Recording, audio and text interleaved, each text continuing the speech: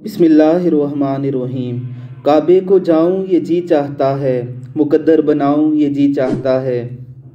हज इस्लाम का पांचवा अहम रुकन है।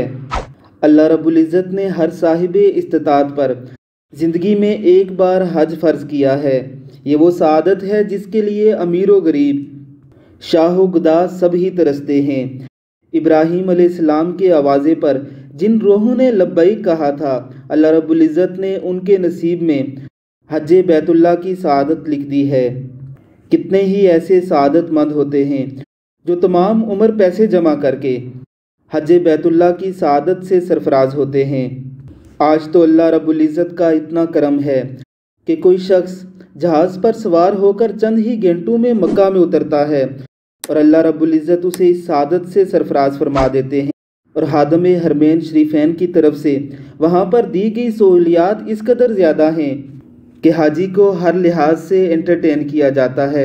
ज़रा तसव्वुर कीजिए, आज से 50-60 साल पहले के हज को लोग क्या क्या मुसीबतें और मुशक्क़तें उठाकर हज बैतुल्लाह को जाया करते थे।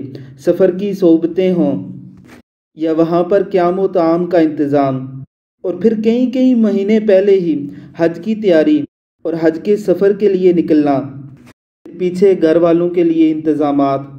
सुबहान अल्लाह, कैसे ही उशाक लोग थे जो उस दौर में भी हज बैतुल्लाह की सआदत से सरफराज हुआ करते थे।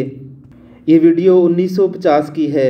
इसका तसव्वुर करते ही हमारी रूह पर गोया लर्ज़ा सा तारी हो जाता है कि ऐसा पुरमशक्क़त हज अल्लाह रब्बुल इज़्ज़त की बारगाह में कितना मकबूल होगा। अल्लाह रब्बुल इज़्ज़त आप सबको भी हज बैतुल्लाह की सआदत नसीब फरमाए। आमीन सुम आमीन।